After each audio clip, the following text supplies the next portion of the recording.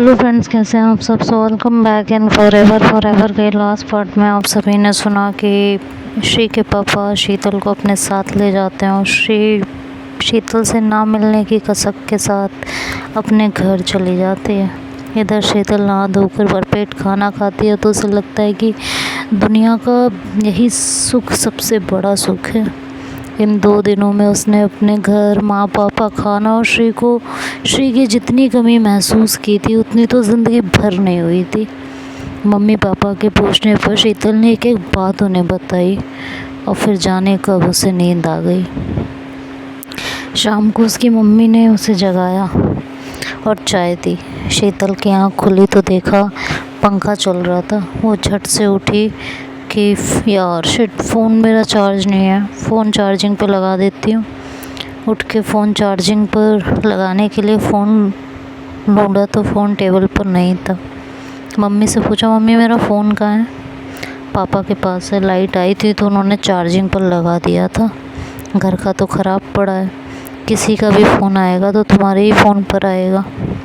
जब से switch on किया है दुनिया भर के फ़ोन आ गए हैं, घर के बाहर किसी से बात कर रहे हैं, नेटवर्क की भी दिक्कत हो रही है। शीतल ने चाय ख़त्म की, हाथ मुँह धोया, कपड़े और बाल ठीक किए और बाहर आ गई। शरीर अभी भी थका थका सा था। उसका उठने का मन नहीं था पर मम्मी ने सोने से मना कर दिया था। उन्होंने कहा कि शाम हो चुकी है और अब नहीं सोना है। शीतल बाहर निकली तो पापा पड़ोसियों के साथ खड़े गप्पे लगा रहे थे।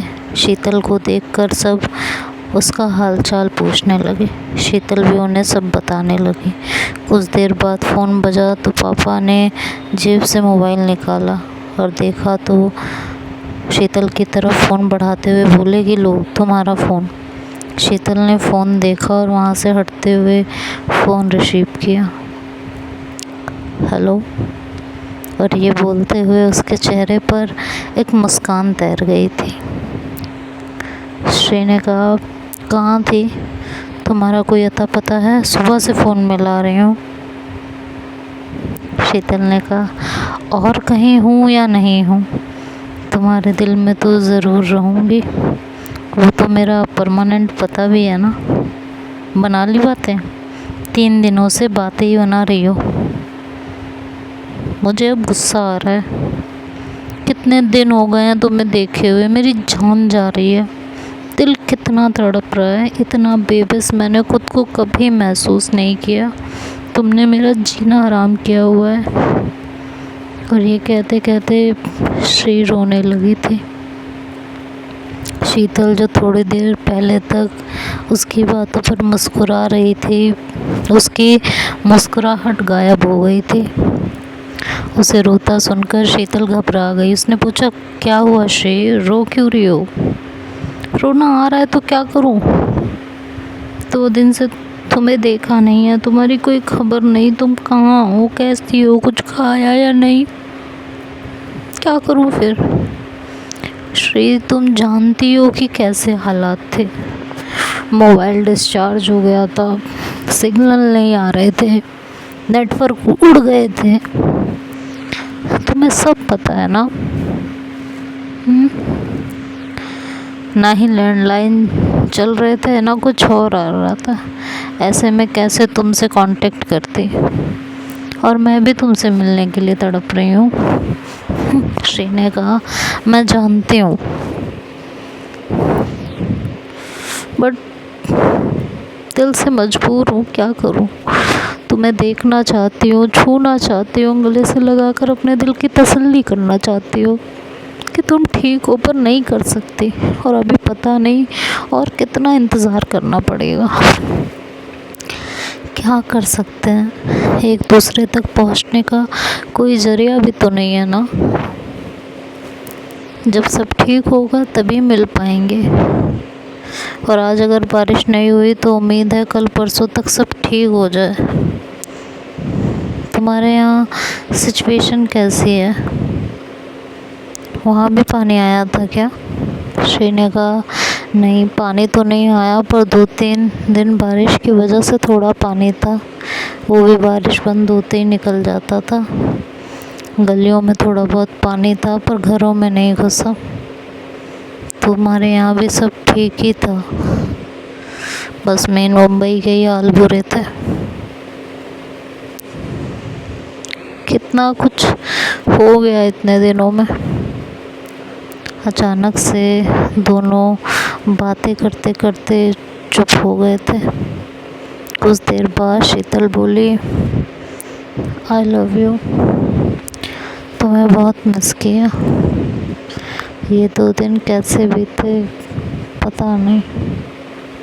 श्री ने कहा, आई लव यू टू, मैंने भी तुम्हें बहुत मिस किया।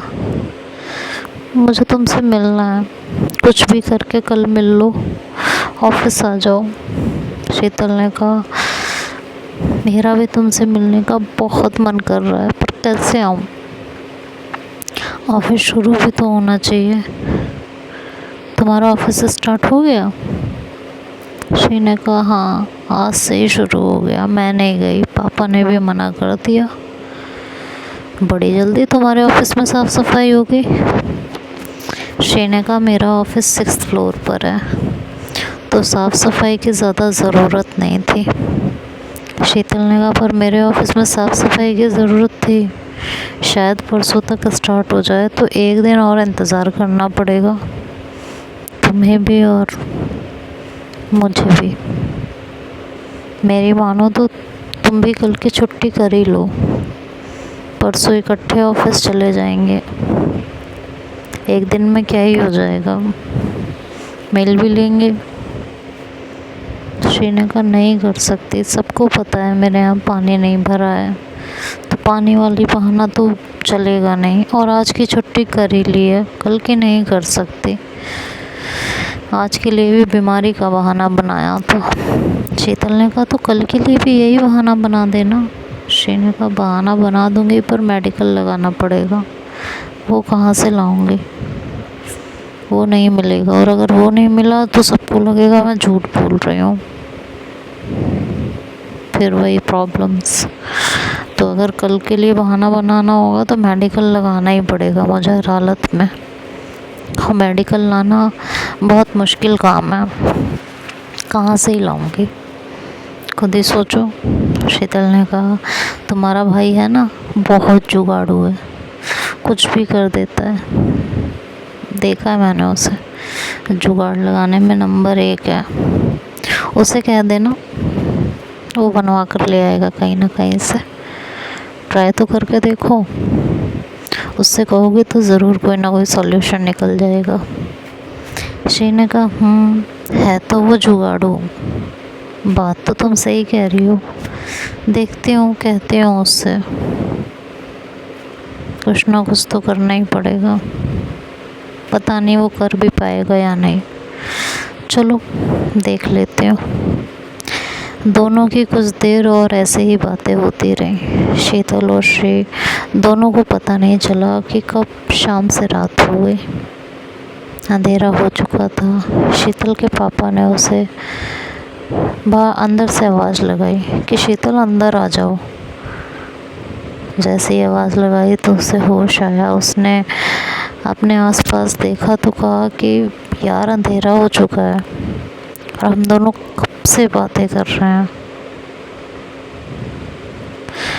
अब फ़ोन रखना ही ठीक होगा, अब रखते हैं। श्री ने कहा, हाँ मुझे तो खाना भी बनाना है और इतना टाइम हो गया मुझे पता ही नहीं चला, तुमसे बात करते हुए वक्त का पता ही नहीं चलता। ऊपर से इन दिनों जो कुछ हुआ उसके बाद तुम्हारी आवाज़ मुझे सुकून दे रही थी, जी नहीं भरा।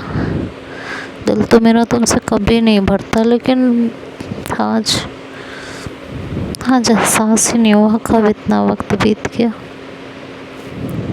शीतल ने कहा, चलो करते हैं रात में बात। ये बोलकर दोनों ने फ़ोन रख दिया।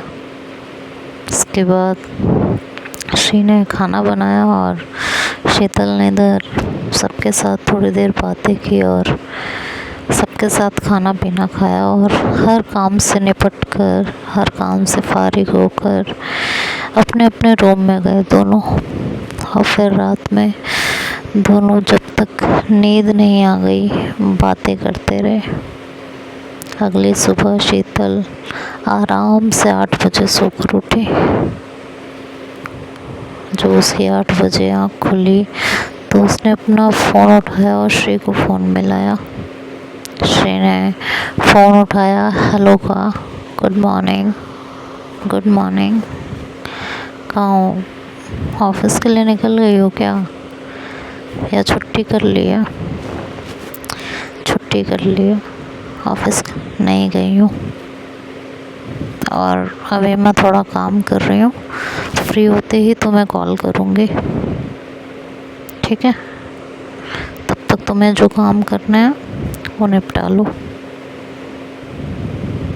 ये कहकर श्री ने फ़ोन रख दिया।